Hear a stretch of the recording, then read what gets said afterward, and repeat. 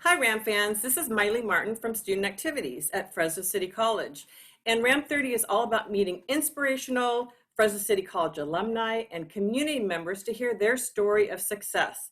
Today, I'm so excited because we are having our first community member. We are going to be meeting the powerhouse CEO from Habitat for Humanity, Mr. Matthew Grundy. Drum Oh, roll. okay. Hi. Hi, Miley. Thank you so much for allowing me to be here today. And hey, students, faculty. I'm so glad to be here with you virtually today. I'm so excited to see you, Matthew. Now, I met you probably back in February. You came and spoke at a class, Gary's class on transformative strategies, and you talked about your journey of change. So how appropriate that, change has just happened. We've had a pandemic, we've had civil unrest, we've had climate change, fires, so many things are happening. We're in a virtual world, Yeah. but we're doing great. So tell me, how has the pandemic changed the way you deliver your services to the community at Habitat for Humanity? Yeah, well, great question. And just to echo the point that was made there, I know lots has been going on with all of us, professionally, personally, in our businesses, in our academic lives. There's just so much change. But change, although albeit sometimes painful, it doesn't mean it's always bad. And it doesn't mean it can't actually work to our benefit. I love what Winston Churchill said. He said, never waste a good crisis. And what I found, probably like many of you, is that, and someone told me this once, they said, sometimes when things look like they're falling apart, they may actually be falling into place. And I would say, Miley, to your answer, that's kind of what we've seen at Habitat. I think this season undoubtedly has been challenging. Habitat seeks a world where everyone has a safe and decent place to call home, and we focus on affordable home ownership. It was already a great need. It was already an area that was greatly lacking. You can imagine how much more important that area has been highlighted under the microscope of post-COVID and social and civil unrest and all sorts of other stuff, fires going on around us. So what I'd say is this time has afforded us the opportunity to see how we can reinvent ourselves, look inwardly, and think a lot about not wasting the crisis, but reflecting on ways that we can change and be nimble and better support and better love our community. And so this actually, I'll be honest with you, it's been tough at some moments, but these last 6 months for us, we actually have found ourselves better off than we were going into the pandemic. And so I just want to, encourage all of you, again, growing pains happen, but you come out taller. And I'm sure if we all look at ourselves, we've all grown a little taller during this time. Oh, awesome response on that. Matthew, you are an amazing servant leader. I mean, you are all about service. Have you, I want to know what actually brought you to Fresno, because I know you're not from the Central Valley, and have you always led nonprofit organizations? Yeah, so a couple things. I'm not originally from Fresno. I'm a transplant, which I must say is reason why I come with so much optimism, because I'm an outsider. And a lot of folks from here I've met actually have some strange cynicism about the greater Fresno area. And I'm like, what are you talking about? The grass is not greener. I've lived there. I'm from Southern California, Los Angeles area. And I came here on purpose and fell in love with this community. And the main reason why, if you're asking, because I can see some of you thinking, why are you asking? I believe, and my wife and I and our 6 kids, we believe people make the place. And the Fresno area has such amazing people. And so this place is wonderful and has such great potential. So I'm a transplant, arrived here 5 years ago, and have loved every moment of meeting every person that resides here. So were you brought here specifically to be the CEO of Habitat for Humanity? Yes, I was. And to answer your previous question as well, this was my first nonprofit experience. I previously came from the for-profit sector, a for-profit world. I went from working as a consultant for Deloitte to having my own affordable for-profit building and construction company, to leading a national for-profit tutoring company that turned around over 1,000 schools, failing K-12 schools across the U.S. And so this Habitat call was a marriage of both my experience helping building people and building homes. It was a perfect fit. So I'm glad to be a part of the community and serving for community benefit at this nonprofit. So you're a transformational leader. You bring change to whoever you partner with. And so where did you learn to lead? Did you have a role model, a mentor? How did you find your calling in leadership? Yeah, well, great question. I mean, I think irrespective of anybody's opinion or theology or non-belief or whatever, I'll tell you the best leader I've ever found is a man named Jesus Christ. He's just such a great leader.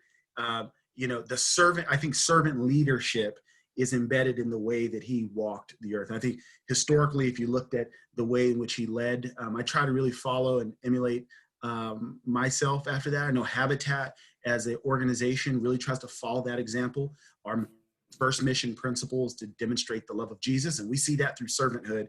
And we say that means we support and serve and want to partner with any and everyone, irrespective of any social identifier, irrespective of any faith or non-faith. We just want to love people. So that's really what I lean on and how I try to be the best that I can be. That's awesome. As a community leader, how did you begin partnering with the community and with Fresno City College? When did that start? Yeah, great question. How did this happen? So I think Fresno City College, I think it started off with an intent to really focus on workforce development. How can Habitat not only help build homes, communities, and hope, but core to our work is building hope in people. That's really what it's about. And so to that end, there was really this heart cry that I started feeling, saying, how can we work with some of our neighboring educational institute, higher ed agencies to provide workforce development experiences for students who are our future and are one day going to be our bright stars in the workforce. And it started with a work study program. And we reached out to the folks there at Fresno City, and we had our first intern. I'll tell you, his name was Chad Schrabel. Chad is an amazing guy. I still remember him. He started about 4 years ago, and he came on. He was actually homeless. He was a homeless individual that happened to be enrolled at Fresno City. He was working really hard on his grades. He did such a great job as an intern with Habitat in our construction department that we had no choice but to offer him a full-time position. That's we wound up awesome. hiring him. That was great. And then right before hiring him, I must add, it turned out that because he was homeless and because he qualified, met Habitat's criterion for ownership, he was selected to become a Habitat homeowner. So it's like the triple whammy of a situation in our inception in partnership with Fresno City College.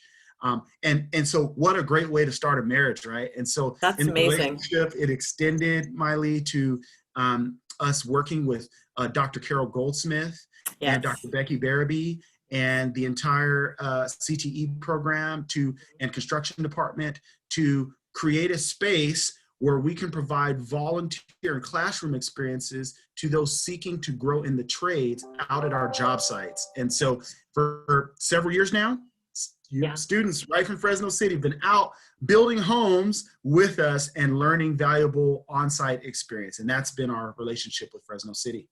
So that is amazing that, one of our students has shared that he actually met you. He's met you like 4 times. He was in construction classes and he's built a couple homes, I believe. He said that every time he drives by the house that they actually built and you came out and, visited the students that are building the homes. I mean, you're very hands-on, which he thought was pretty amazing. And so down to earth. And, I think he got invited to one of your banquets or something when you finished the house.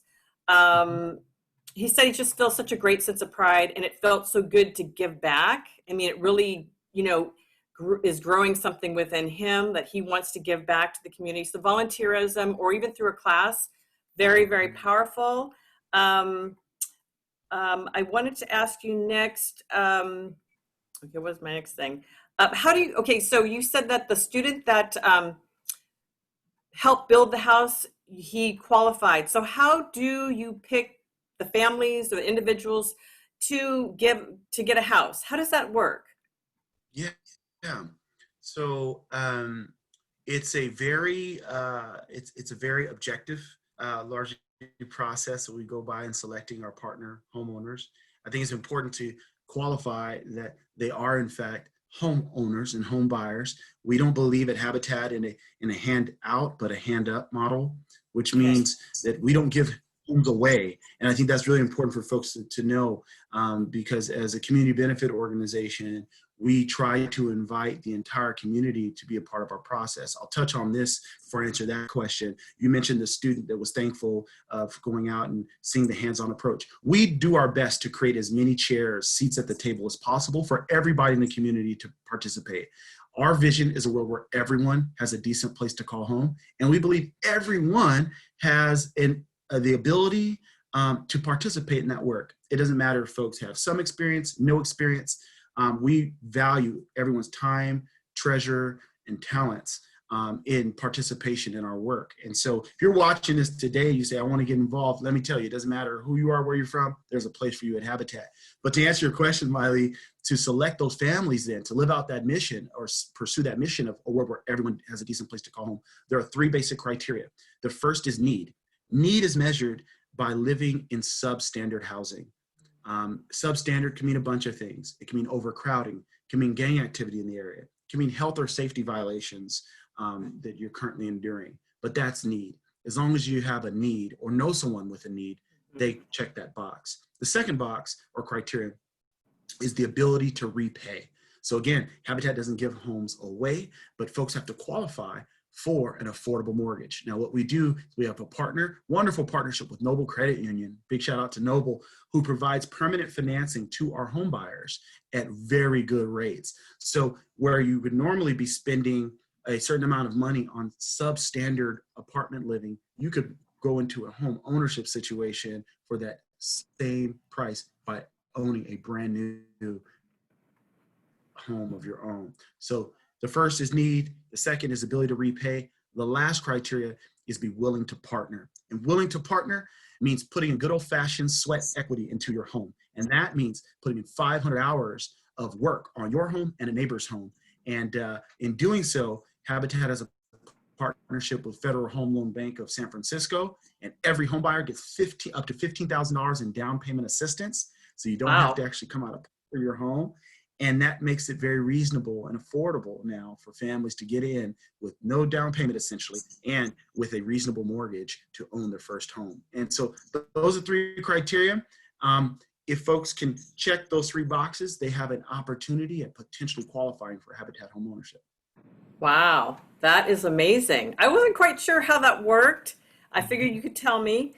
So, along with being the CEO and the leader in your organization, you work with so many different types of people. What challenges personally and professionally have you encountered along the way, along your path to success, and how do you adapt and stay balanced? Great question. I would say the biggest challenge that I found, I think anytime you're a leader, if you're a leader at home, if you're a leader at work, if you're a leader in your community, you're really trying to get people rallied together towards a common goal and a cause. Right. And what I've seen towards that endeavor of getting people rallied towards a common cause and goal is sometimes the challenge that I've found in our community is a lack of hope. Hope is sometimes such a hard thing to put your finger on in terms of how do you its impact and its meaning to an individual or family. But I found that it's very fragile, but it's very important. If someone has hope, anything is possible. If someone does not have hope, it's almost a lost cause. I'll give you an example. We have families and interested applicants all the time that we pursue, and we say, look, please apply for Habitat home ownership. And they'll come back to us and say, it'll never happen for me. I won't make it. It won't happen. And these are the very folks that may very well qualify for change through Habitat home ownership. And so building hope is so key. I think it's the most important thing actually that we do. Habitat's mission is to put God's love into action by bringing people together to build homes, communities, and hope. Those first two are very tangible, but the Right. third I found to be the most valuable, most precious. And I think each one of us watching have the opportunity to be hope builders towards whatever Right. endeavor we might pursue. But I will say that while all of us do not work for Habitat Fresno, we're all a part of Fresno's habitat. And what that means is we all live here. We're all neighbors. And so I want to encourage you today, if you're watching, I'm encouraging myself while I'm saying this, please be a bringer of hope. Don't be Love the it. one that's a naysayer about the valley or about Fresno. It's amazing here, and there's value here, and the grass is not greener. And I'll tell you, if it is, it's probably AstroTurf. It's not greener. So please continue to be a builder of hope. I'm trying to encourage folks to do that. There's this old saying that says, how do you get kids to eat vegetables? Well, you put them by other kids that eat vegetables. And so I'm trying to do what I can to help as many of us kids in the sandbox be vegetable eaters, if you will, be eaters of this and digesters of, we live in a great place and we have great people that are worthy of our investment. So that's what I'd say is the biggest challenge, Miley, building hope. But I see that we're going in that direction fast. Yes. So Great analogies. I love it. So, Matthew, today we're all faced with so many unknowns, as we've talked about. What advice can you share with students that are anxious about their futures? yeah. Oh man, so much here. I honestly, I would tell you, don't worry. The birds outside, right outside wherever you are right now, they're eating, they find shelter, Mhm. and they don't have half the brain that you have. They don't have a quarter of the gifts that you have. Um, you know, worrying doesn't add a single measure or cubit to your life. So true. I would say trust that it will be well, that all things will work out just as they should. I'll give you an example, personal example. When I was in high school, my mom was diagnosed with a terminal illness. My dad lost his job, was laid off a few years before retirement subsequently. And so we went poor, trying to keep mom going. And as a result, we wound up homeless my junior and senior year in high school. In that moment, you're going from place to place. You're not sure what's going to happen. And there's plenty of reason for concern, plenty of reason for alarm, plenty of reason to have doubt and to sink into a place of despair and negativity. But let me tell you, that experience in hindsight was so meaningful for my life. It was actually a key stepping stone that led me to this place today at Habitat, where I am able to demonstrate compassion for the very people that I once was a group of and party to. So I want to say that nothing's wasted. Don't be discouraged. Don't worry about anything. Everything works together for a purpose. And so I just want to encourage you in that today, wherever you are, whatever the situations are around you, it's all working together for some reason. Well, that's just so beautiful. That's reassuring. I think that's very reassuring. You have this way, you're good with just calming people down. My last question is, how can the community help Habitat for Humanity? What is your biggest need right now? Yeah. Whew. All right. Here it is. Okay, let's hear it. No, we just need you at the table. I alluded to it earlier. If you say, hey, I can give time, or I can give my treasure, meaning something, if it's $1 or a couple zeros after it, we need you. This is a community work. We can't do it by ourselves. There are great needs. There are over 40,000 residents in the greater Fresno area that lack safe and decent shelter. It's not something that's solved overnight. It's not something that was created yesterday. This problem is decades old. It led to this. And so for us to solve it, we need a rallying of everybody to love their neighbors well. And we believe that at Habitat, we provide a perfect vehicle and conduit for you to do that. If you want to visit us, visit habitatfresno.org. At habitatfresno.org, you can get involved in a multitude of ways. In fact, right at the top of the page, you'll see something that says get involved. And it'll show you all the ways you can get involved or refer someone to our program. We're on our 35th anniversary, Miley. And it's exciting because this year, Habitat has been around for 35 years and has continued to do this work all throughout the community. So whether it's you have a heart for those who are aging in place, whether you have a heart for the youth, whether you have a heart for the poor, whomever you might have a heart for, there's a place for you to use your gifts and talents with us. And I'll tell you, it's like nicotine. Once you come and try Habitat, you won't leave us. Because we'll just wrap our arms around you and love you, and you'll never feel that you've made such a personal impact on someone's life like you will at Habitat. So we invite you, come on by, and to answer Miley's question, like we'll have a home for you here. That is amazing. So I'm just curious right now, are you always building a house? I mean, even in the pandemic, you've got your masks on and everyone's out there hammering and building. Yes. It doesn't stop? Great question. Fortunately, it hasn't stopped. Our new home construction work has continued. It's considered essential, an essential activity. Our home preservation work, where we're building, replacing roofs and building access ramps and doing all sorts of other stuff to retrofit homes, make them more safe and accessible for our seniors and for those with disabilities, is essential. So that's continuing.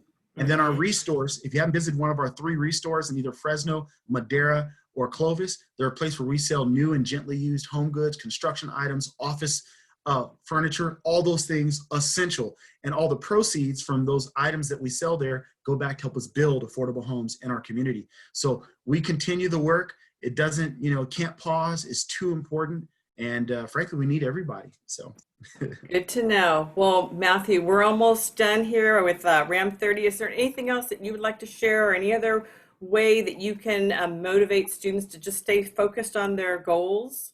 Any other final words you want to share? Final word is a big thank you, Miley, for allowing me to be here. Thanks for creating this space, because your leadership and you're just doing this, and your heart for this is going to make waves in people's lives well beyond their viewing this one clip. My words to you who are watching is, continue to watch the series that Miley has already put together with many of you who are faculty and students from Fresno City, but also to continue to follow up with future segments. I'd also say, just be encouraged. Know that you are valuable, that you are valued. Those are both important things to know, and that you matter very much so to this community. And so definitely. I thank you for being here. Thank you for being a part of the journey. Thank you for being at Fresno City, and look forward to running into you whenever I get a chance to, hopefully in the future. So Matthew, if anyone wants to get in contact with you, what's the best way to reach you? Yeah, email me. That's the best way. I will respond. I promise you I will. And your email is, do you want to share that? Matthew, Matthew, Matthew at habitatfresno.org. Once again, it's Matthew at habitatfresno.org, or call me. Hey, 559-237-4102. 559-237-4102. I'm an email or phone call away. And I look forward to engaging with each one of you. It doesn't matter who you are, where you're from. I want to get to know you. So, Matthew, thank you very much. I appreciate all your words of wisdom, and you're an inspiration and a story of success here in Fresno. So thank you so much for everything you do. Thank you, Mary. Bye. Bye.